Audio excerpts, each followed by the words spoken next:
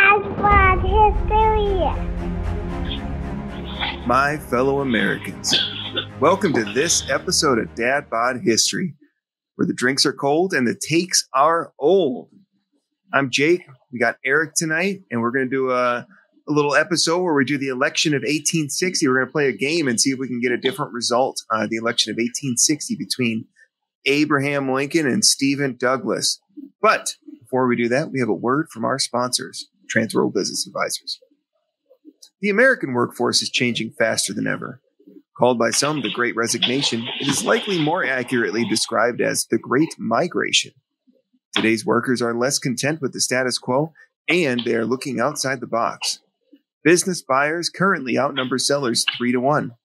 A business with growing revenues and quality books and records is a very marketable commodity in this market. That is where Transworld Business Advisors comes in.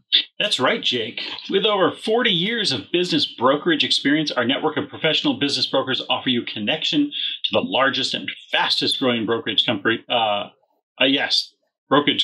in the world. That expertise and growth means that when you work with us, you gain unmatched exposure on a local, state, national, and global level. In addition to working with buyers and sellers of existing businesses, we are also here to help business owners who want to franchise their concept. We offer turnkey solution to your franchising goals that starts with a viability assessment and follows through to a comprehensive marketing strategy to help you establish and grow your own brand. Call today to set up a discreet. Confidential consultation with a local representative. You can reach Jeff Peterson at 903-422-6818, or you can go to www.tworld.com. Again, that is www.tworld.com. Doing good deals for good people. Shake and bake. Well done. All right. Dirty deeds done dirt cheap, right, Jeff? Yeah, that's the alternate promo. So Jeff can do it all. If you need Jeff to do a dirty deed done dirt cheap, he can do that. If you need to get a good deal for good people, he can do that too. Perfect. All right, so let's get right into the topic tonight, the election of 1860. So Eric, why don't you lead us in and explain kind of what we're going to do? It's going to be a little bit different. Yeah, so we're basically going to try to see if we can change the election of 1860 in favor of Stephen A. Douglas, just to see if we have what it takes to defeat Abe. And just keep it in mind for everyone out there that might be concerned, none of this is based on our politics. We are just trying to win the election as somebody else. See if we can change history, probably for the worse. Honestly, well, almost certainly for that. Yeah. But, we like to tinker. So, yeah, that's what we're going to do. So I'm going to pull this up now. This is a new campaign trail, and it's put together by Dan Bryan. And it is going to allow us to kind of answer some questions and see how we do in the election. So we have a bunch of choices here. We are going to 1860. And this is between Abraham Lincoln, Stephen A. Douglas. And you can see some of the information here. Abraham Lincoln is running as a Republican. Stephen A. Douglas is running as a Democrat. But there's other Democratic candidates also at this time, Breckinridge and Bell. Both of them are going to have a big influence in the South. And, of course, we know that slavery is probably the prime moving issue in the election of 1860. Yeah, absolutely. Those of you who don't know the history, Abraham Lincoln did win the election of 1860. And shortly after his inauguration, South Carolina was the first state to secede from the Union. And that created kind of a domino effect, which led to the secession of all the southern states, or most of the southern states, created the Confederacy, and that led directly into the Civil War. Well, South Carolina, actually, they seceded in December of 1860, I believe. Yeah, and then the other states, most of them seceded, I believe, in February. And then Lincoln wasn't actually inaugurated until March, I believe. March or April? Yeah. I mean, back before CNN could call the election on November 6th. Yeah, and you didn't have Fox News calling Arizona early, creating a whole hullabaloo. So, yeah. So what's interesting about this election, and actually a lot of these 1800s or 19th century elections, is that there was multiple parties outside of Democrat and Republican. Well, in fact, this was the first party that a Republican won the election of 1860. Yeah. Aside from you had your two main parties. You had the Democrats or the Democratic Republicans, and then you had the Whigs for a period there in the 1830s and 40s, and then you had the Federalists before that. But then you also had like the Constitutional Union Party, where we'll see in this campaign. And I believe there was a Free Soil Party, and so there's lots of other third and even fourth parties. And in this election specifically, there are four major parties. There's the Republicans with Lincoln. There's the Northern Democrats with Stephen Douglas, who we're going to be using to see if we can change the outcome. Then there was the Constitutional Union with John Bell. And then there was the Southern Democratic Party, those were the states led by Breckinridge that would eventually become the secessionist states. So you have four parties here, and they all kind of play off against each other. And Lincoln winning was not a foregone conclusion like we assume it wasn't now that it's been 160 years. Anyway, just wanted to throw that out there before we get started. And just a reminder, well, just to say it out loud, if you're just listening to the audio, there's some things you might miss. So we recommend this one. You can listen to the audio. We have great voices. We have faces for radio. But by all means, travel on a hot day. Yeah, check out the YouTube. You'll kind of see what we're seeing. We'll try to read quite a bit of it to you. So, but I think we should be just as entertaining as ever, audio only. Oh, yeah.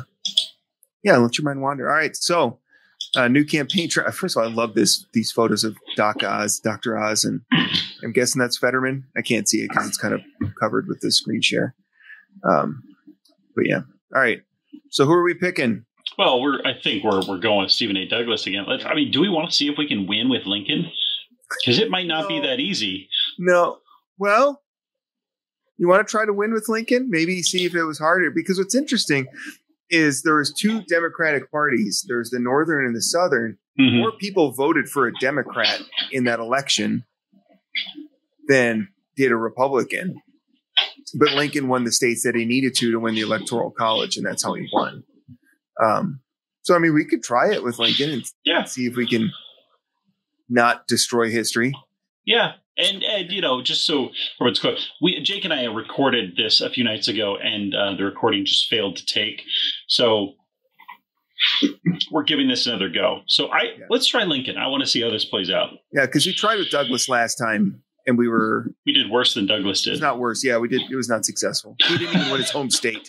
All right. So here we have Abraham Lincoln, the Republican. Home state is Illinois, where he gained a lot of fame during the was it 1856 or 1858 senatorial election? Senate race against Stephen Douglas. They had the famous Lincoln-Douglas debates.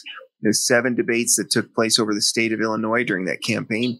He lost, but he lost that election. However, he was so popular that he kind of is the reason that the Republican Party became a truly national party, because those debates were transmitted, telegraph. So they're being transmitted nationally and by rail. So mail was being delivered. And so as newspapers were covering these debates and spreading it all over the rest of the country. All right. So let's do this. Oh, and this is the best part. So we get to choose our vice presidential running mate.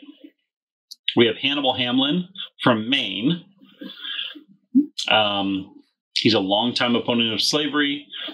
And this says why he switched from the Democratic Party in 1856 to the Republicans was the Kansas-Nebraska Act. And that's who Lincoln chose as his actual running mate. Okay. The Kansas-Nebraska Act was Stephen Douglas's thing, which basically allowed for popular sovereignty. So you might see that pop up as one of these questions, basically saying new territories could vote and choose whether it be a slave state or a free state. And that was Douglas's thing. Lincoln was opposed to that. He was opposed to the expansion of slavery in new territories and wanted to keep slavery confined to the states that it was already in. And one of the, I guess, unforeseen consequences of popular sovereignty is you have the Kansas-Nebraska Act, which allows people to vote in those states whether or not they want slavery, to allow slavery, is that you had populations move in there just to vote. Like they're trying to, not upset the election, but sway the election. And that led to things like Bleeding Kansas, where there was violence related to, your abolitionists and your pro-slavery folks. So, good thing. Okay, so we also have Cassius Clay, Republican from Kentucky. Who's an abolitionist. Yeah. And the namesake of Muhammad Ali before he converted to Islam, Cassius Clay. All right. And then we have Salmon Chase, who helped found the Republican Party, worked on behalf of fugitive slaves, and as an attorney, strong anti-slavery credentials. So he's the governor of Ohio. What was Cassius Clay? Kentucky. Publisher. I don't know if having him would help us any. He's a bit extreme. He's extreme, and he's not an actual. He's a publisher. He has no political office. Keep in mind, much of Lincoln's approach to slavery early on, even through part of the Civil War, was keep the Union together and stop the spread of slavery. Mm-hmm. It was not until halfway through the Civil War that he became a proponent of abolishing slavery. Yeah. And before then, in speeches and stuff, he would say he thought slavery was a sin or was like an abomination, but he never truly advocated for the abolition of it until much later. Well, I think Hannibal Hamlin might be the safe bet then. Yeah. So we're going to go with him. All right. And then we're just keeping this, the normal electoral vote. We're going to stick with normal difficulty. It's still been difficult for us. And let's get started. Okay, so Lincoln Hamlin, how should your party address the slavery issue during this campaign? So first option is we can support the idea of popular sovereignty, which was Douglas's thing, but acknowledge that Kansas desires to enter as a free state. Second option is we must not allow the expansion of slavery into new states or territories and end the fugitive slave law. We must remain steadfast against the acquisition of new territories and must combat the expansion of slavery to the extent permitted by the Dred Scott decision, or our party must stand for the abolition of slavery in this country. Well, I think Lincoln's stance would have been number 2, must not allow the expansion of slavery into new states or territories. Yeah. At that point in time, I think he would have been option 2. Yeah. Before I answer this, let's take a look at the Electoral College map. So we're leading in Maine, leading in New Hampshire and Vermont, leading in New York, Massachusetts, Connecticut, Rhode Island. Basically all of New England. New York, Pennsylvania, New Jersey. Pretty low in Delaware, not even on the ballot in Maryland or Virginia. Yeah, I don't think, if you scroll through a lot of those southern states, Lincoln wasn't on the ballot. Yeah. Yeah. Douglas was only on a few of them. So we're on the ballot in Missouri and in California. So we think number 2, right? I think so. All right. This is right. Oh, good. Our wonderful advisors are back. I'm going to keep them. All right. What do you have to say about the merits of your running mate, Hannibal Hamlin? We have no options other than to say we're proud to share the ballot with him. Great. I love him. And thank you, advisors. Who are these dweebs? I don't know. These guys. They don't give us advice until after we made the decision. And then they're just yes men, basically. Yeah. All right. To what extent do you plan to personally campaign in this election? Well, to me, honestly, when we run for office, Jake, Oh, sure. Yeah. the campaigning is going to be the best part. It's like a road trip. You get to go to all these nice restaurants and you don't have to Diners, wait in line. mostly. Diners. Yeah, it's always diners. Diners or ice cream shops. It's never like an Applebee's. It's a diner. 2 for a half price apps at Applebee's. Yeah, I think the campaigning would be the best part. 'Cause even once you win, then you just got to work at the White House all the time. Ugh, gross. Doesn't sound I just want to run. No, I do want to win, but running's going to be the best part. Mm-hmm. Okay, so not at all, or I made my reputation by debating Stephen A. Douglas, or I will not leave Springfield, but I will make several public speeches and pronouncements to make my positions clear. I think Lincoln's strength.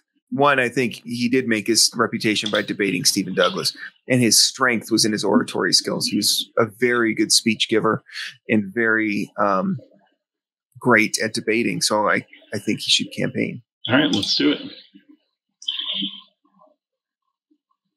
Okay, thank you see? again. Times have changed, advisors.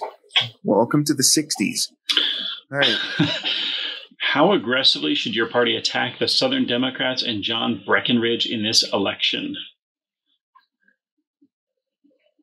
Realistically, the Democratic split is fantastic news for us. That's true. Let's not galvanize the Southern Bloc by even further attacking them. Option 2, we will attack the Southern Democrats as we would the Northern Democrats. They represent the same ideas about slavery. The Southern Democrats are an easy target to attack. We can excite our core voters while risking little if we denounce them. What do you think, Eric? I think there's a potential. I want to stay away from number 1 because I don't want to galvanize them. But I think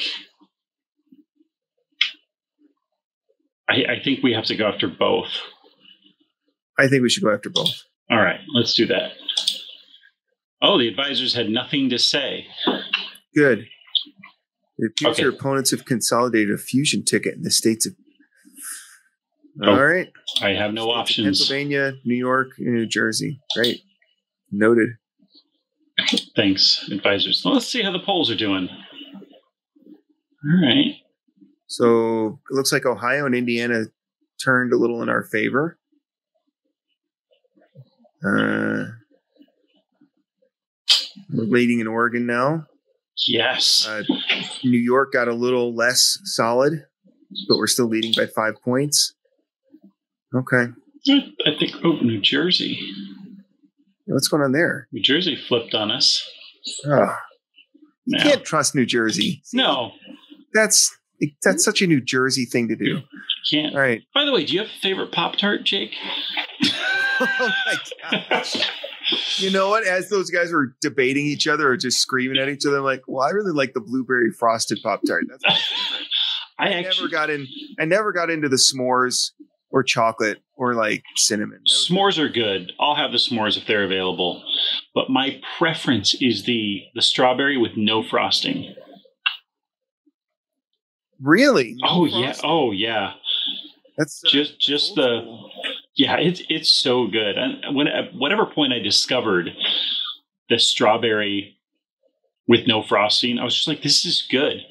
I'm not bombarded. Well, I think that was like the first Pop-Tart. It may have been. Maybe you're just a fan of the classics. Maybe. Just not having my taste buds bombarded with all the frosting allows me to enjoy the filling more. Okay. So. No arguments here. All right. How aggressively should your party attack the Northern Democrats and Stephen A. Douglas in this direction or in this election? So we can point out some inconsistencies. I think we should go after him, but that's just me. He's our only competition. We can't even compete in the southern states. We're not even on the ballot. So I think we have to hit Douglas hard. So is that the third one? Douglas and his party are running on the failed, dishonest policy of popular sovereignty. I want the Republicans to point this out at every opportunity. Yeah. Let's do it. Okay. Thank you. I feel like they're just... My God, are we paying these guys? Kind of in like a rude way. Yeah, they're really condescending. The party is alive or well, whether or not you agree with it. It's like, yeah, but you have to be such jerks about it? Okay. See, this is the problem with the campaign. Like, you have to pay these people. See, this is it. Advisors are the problems with campaigns. Yeah. If candidates didn't have advisors, they'd be a lot shorter and a lot more honest. Oh, my gosh. All right. The Constitutional Unionists. All right. So the Constitutional Unionists, I think they took Virginia and Tennessee and Kentucky in the actual election. And they were kind of a cobbling of conservatives from the Whig Party. So they're kind of in the middle between Republicans and Democrats. So I don't know if that tells us anything about how to answer this question. So how aggressively should we attack them? And I think this third one's some general statements, but yeah, I don't think there's anything worth getting into a fight with them about, because they're taking states that I don't think we'd win anyway. All right. So let's avoid that. Okay. Next question. How much should your party emphasize its support of a transcontinental railroad in this election? The Hyperloop. Railroad infrastructure, baby. Yeah. Yeah. Build back better. Yeah. Everyone wants a railroad. Yeah. Yeah. Let's go for it. Railroad. We're in. Let's see how this is doing for us. All right, picking up steam. Neil and I were losing New Jersey a little bit more, though. Pennsylvania's going blue. Or Pennsylvania's... All right, we're still ahead. Pennsylvania. So electoral vote estimate has us at 176 right now. Okay. So, all right. We need 152 to win. Yeah. Thousands of young men have formed the paramilitary Wide Awake clubs, which have marched to support Republicans. Should your party embrace the supporters of too divisive? So this is the one I saw, and I should have researched it because we're doing this again. This is the one where I thought the term woke comes for, like, it's derivative of these wide awake Republicans, but I still didn't research it. I should have. I'm sorry about that. Because that would be quite the zinger. Because they were, yeah, right. Because they were they were militantly anti-slavery, and yeah, the fact that if woke derived from the Republican Party would just be so funny. Because the Republicans are the ones that hate the word now. Anyway, let's get back to the question. So, how should we embrace these? Should we try to finesse this? It is understandably concerning to the border states to see so many young men of the North marching in military formation. Gosh, this is eerie. Okay, with a clear organization about them. Every party has political clubs and supporters. I'm proud that we have ours, and it will help us drive victory to November. So are we saying the wide awake, the woke people of the 1860s were the Proud Boys? Isn't it? There's parallels here.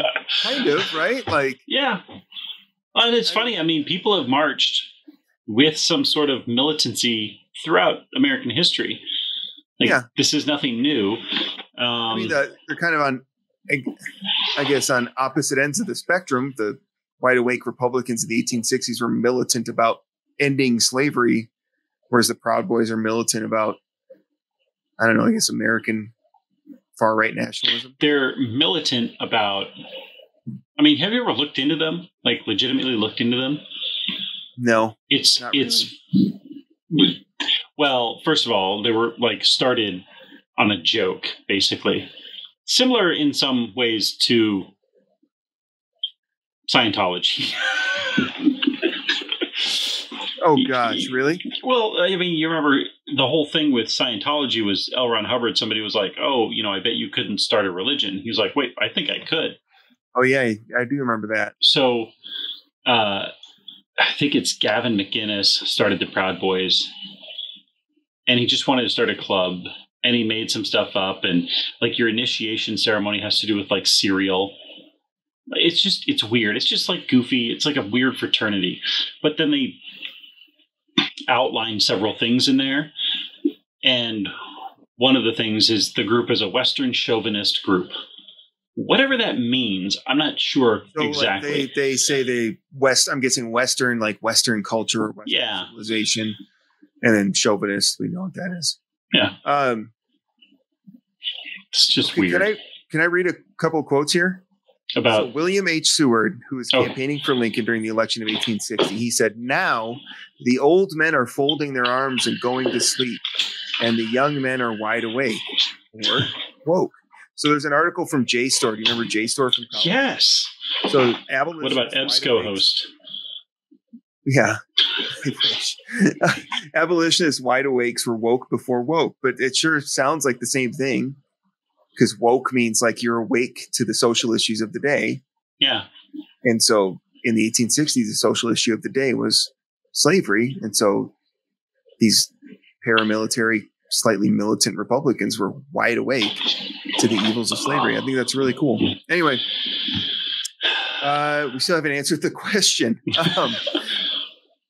Finesse it, or do we just say, yeah, they're good, no problem? What do you think? And I'm asking you because I don't want to answer. I'm just gonna let's take ours. I'm okay with this. We'll support our clubs that support us. Yeah. It works. Yeah. They're just having a peaceful protest and peaceful protest. Just peaceful protest. They're just gathering at the Capitol. They're just Yeah, that never goes wrong. All right, hit continue. Let's see what happens. I did. Did you? Everything's on fire. Ooh, Pennsylvania got a little redder. Got a little better for us. All right. Illinois is not looking great. New York's still kind of in our column. Oh, we're okay. We're okay. All right. Would you support a compromise amendment which permanently protected slavery in the southern states in return for no further expansion of the institution? Okay, so our options are: I would not support any amendment that irrevocably protects slavery in the South. I am open to some kind of compromise. The second option is I am open to some kind of compromise that provides guarantees to on slavery in the South, as long as it would not allow the extension. Or we will absolutely not address this in our campaign. If it comes to this next year, then we can make. So either I won't support the amendment, I will support the amendment, or let's not talk about it. Those are our options. What are you thinking? So for Lincoln, I do think this middle one, it's about not allowing the extension of slavery. Yeah, which was his stated position. But would he support that as an amendment to the Constitution? Gosh. If it preserved the Union, maybe. Can you imagine an amendment that protected slavery? Yeah. Like the 13th and 14th Amendments that were passed after the Civil War, it was like the southern states had to agree to those to get their full rights back. Yeah. So there's no way you're going to get 3/4 of the states. No. Absolutely not. I don't see where you ever get to a point where it gets amended back. Yeah, because that's the thing, is that's the biggest reason that the Democratic Party split in this election, was that the Southern Democrats wanted zero compromise with anybody on the institution of slavery, because they were not just content to let it stay in the South. They wanted to expand it westward. So I don't know if that's an option. I feel like the two options that we have are one or three. Either we won't support the amendment, or we'll just try not to talk about it in the campaign. I think it's okay to take a stand with number one. I think so. I feel better about that. Yeah, I do too. Yeah. Let's see how it's helping us. Good liberal. All right. So Missouri went blue, but I think New Jersey's bugging me. But just really want to get New Jersey. I don't know why I want New Jersey so bad. Never wanted it before. It doesn't make any sense. I want them because they don't want me. That's what it is. It's really hard to get, and it makes me want them more. All right. All right. How much did your party emphasize its support of higher tariffs in this election? I don't know if it's worth discussing. Strike a moderate tone. We need as much possible to make this election about slavery and slavery alone. Our party supports a high tariff. We do, Lincoln? Do we? Okay. It's the Republican Party of 1860. Yeah. Well, I guess tariff, income tax doesn't exist yet. Our position on higher tariffs is stated. I would say 1 or 3. I don't think option 2 is good for us. All right. I feel like 3 is a good one. Okay. Thank you, advisors. Always there when we need them. Yeah, after the fact. So if any... That wasn't a good decision. Yeah, and they never have told us it was a bad choice. If any southern state was to secede, would you use military force as president to preserve the Union? The Union is the most important object. We will do anything to preserve it. Yeah. I don't even know what the other option is, but... I doubt that things will come to that point, and we must not address the issue during our current campaign. No. It's weak. Yeah. These advisors. Oh, okay. What is your position on the Supreme Court's Dred Scott versus Sanford decision? So our options are, we obviously don't agree, but the Supreme Court is the law of the land, or that is the most odious, dangerous decision to be handed down in the history of the court. What is to prevent the court from forcing slavery upon the states themselves?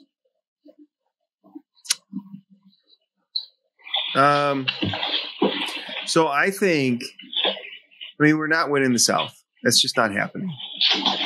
But the Dred Scott decision impacts the northern states' sovereignty in a sense, right? Because that decision said that because slaves are property, even if they are in a free state, the property owner can come back and get them. The slave owner can come back and take them, right? Yeah, and so really, the Dred Scott decision nullifies all other laws because you can take your slaves to another state. And it doesn't matter. Yeah. So as long free state, as long as you're able to have slaves in a free state, and as long as that state has to enforce fugitive laws, and as long as slaves are considered property regardless of where they go, there really is no such thing as a free state. Yeah. So I feel like it's the most odious, dangerous decision. I concur.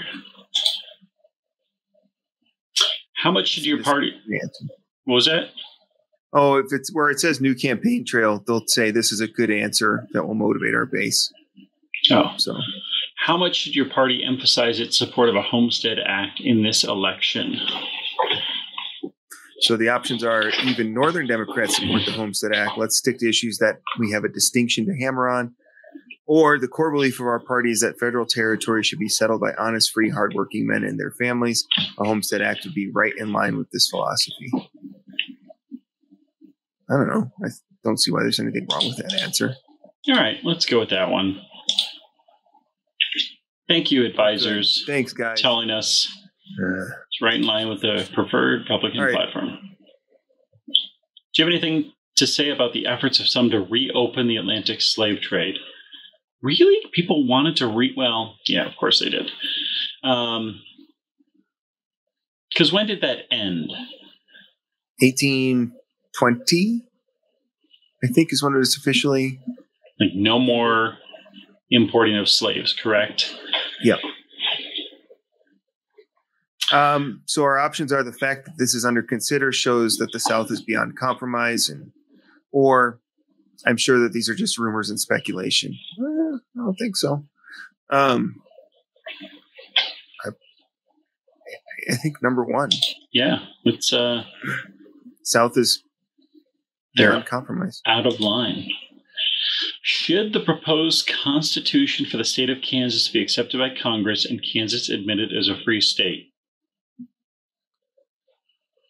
And our options are, I'm willing to wait until the emotions have subsided. If that means delaying the admission of Kansas, I will reluctantly accept that. we support the admission of Kansas as a free state as soon as possible. Let him in. Yeah, I think that would make Kansas happy. Yeah. What is your position on the social equality of blacks in American society? Okay, so Lincoln, for quite a while, did not believe that blacks and freed, enslaved people should be given the rights of citizens. And that was for quite a while. I don't think that really changed until much later into the Civil War.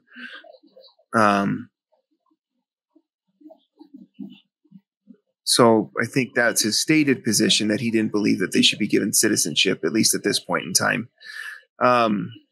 So I don't believe that blacks and whites will ever mix socially in this nation, but that cannot change the fact that they are citizens. Or the idea that we support social equality for blacks in society is a canard to put down the Democrats, or canard put down the Democrats in a clumsy and transparent attempt to score political points. Huh.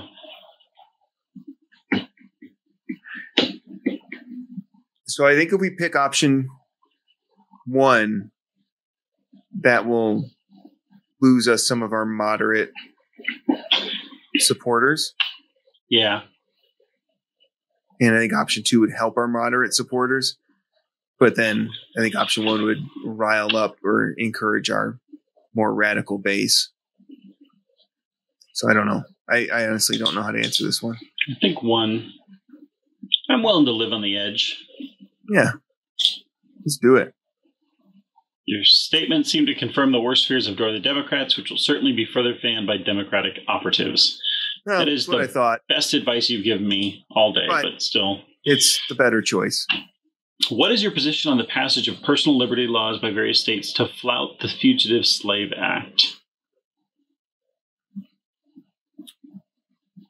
The newer fugitive slave law was the result of a reasoned compromise in Congress. I may disagree with the aspects of the compromise, but I must accept it as law, as whole.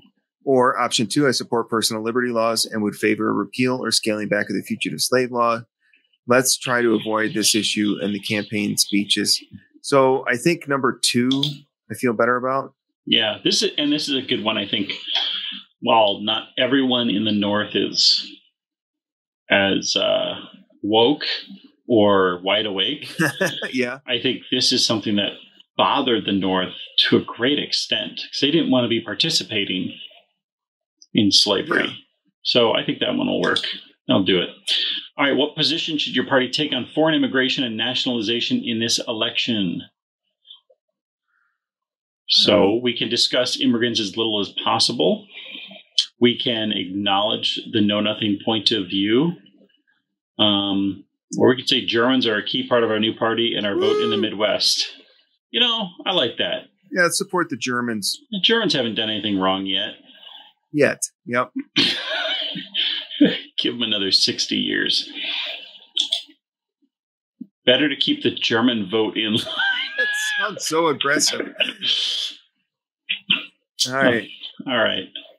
Okay. Let's check the. Oh, ooh, snap! Yeah, that helped Wisconsin. All right. Oh, but we're losing Illinois, New York. The fact that you noticed Wisconsin before everything else that went to Douglas. I don't care because we got Wisconsin. That's all that matters. Jersey is solidly against us. Jersey.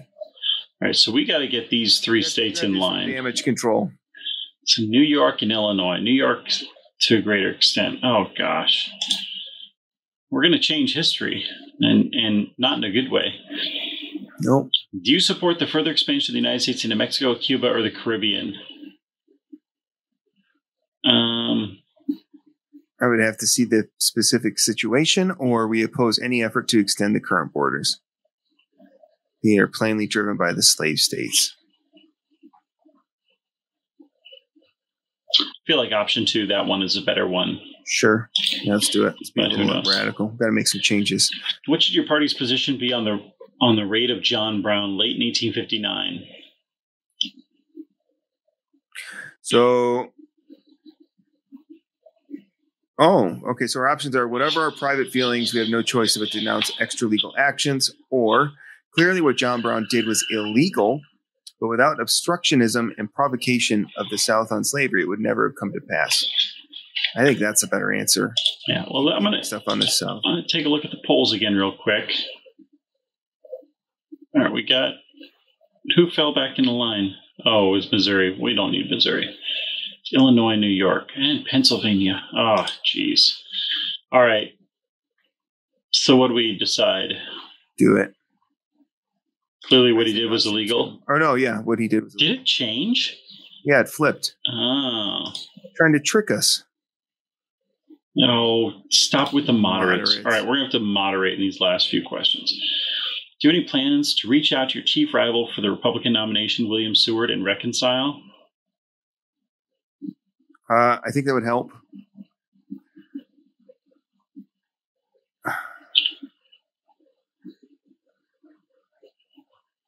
Ooh, New York or in Springfield?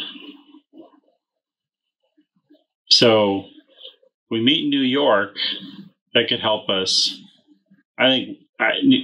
What in blazes? Oh my gosh, Breckenridge in Pennsylvania. Oh, not going well. All right. Let's visit New York. Okay, we're blowing this thing. Yeah. All right. What is your position on the creation of land-grant universities for secondary education? Oh, I would love to get a land grant. Do we stand behind our education and expansion of the opportunity, or let's keep our mouths shut on the issue and stick to our opposition to slavery? Let's see. Oh, okay. All right. What do you think? I don't know. Honestly, I think we should stick to slavery. I think that's our best win. All right. Do you have any comments on the Lemon versus New York case, which may be making its way to the Supreme Court? So it says, if the court rules that slaves can be brought into free states without consequence, then we will effectively have a slave nation on our hand. This is the type of Southern aggression that we must be ever vigilant against. That's what I think. Do you think that's too extreme, though? Because that's where Stephen A. Douglas, as far as a response, right? Like, yeah, I don't know.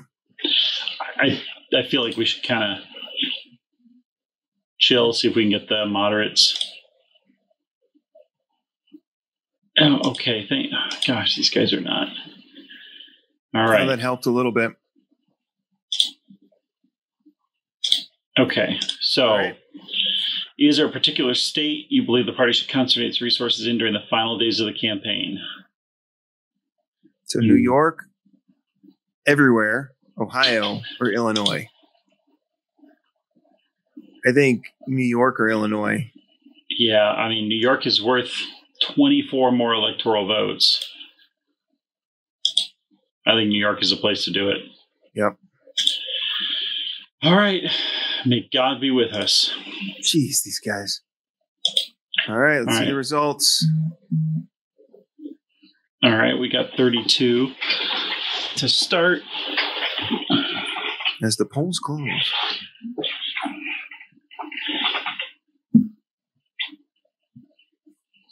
Just want to have New Jersey. Oh, did Jersey fall in line? I don't think it did. Oh, Pennsylvania. Really disappointed in Pennsylvania right now.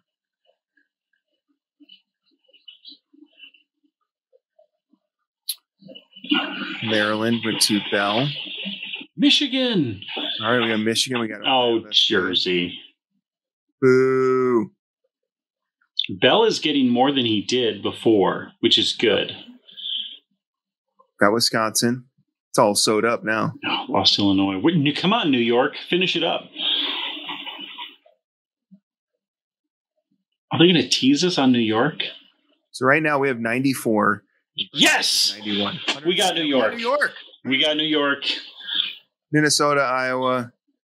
So we're 133. I think we need 151 to win. But I don't know if we're going to get anything else. I don't think we're going to get a majority. We'll have to. Come on. Missouri's going to go to Douglas. And then California and Oregon. Oh, Oregon. Jeez Louise. All right. Well, okay. What does this mean? So 152 to win. So no candidate captured. This leaves everyone in a bad situation because nobody got the electoral majority. Congress will now choose from the top 3 candidates in the electoral vote count who are highly unlikely to be a compromise candidate in this situation. However, it is unclear whether Congress will select Douglas or Bell, or if they will deadlock and precipitate a constitutional crisis. If Douglas is selected, how would the South react? There are even whispers about a civil war. Difficulty multiplier 1. So sad. So we fell pretty short of the historical thing. Everyone did better with us being Lincoln, except Lincoln. Oh, man. Not good. Okay, now look at this. John Bell, based on this game, got 590,000 votes, 981, as opposed to 590,000 votes, 901. He got 80 more votes, but he got 8 more electoral votes. Yep. That's just... Because he won Maryland, I think. That's the state that he got. Frustrating. Yep.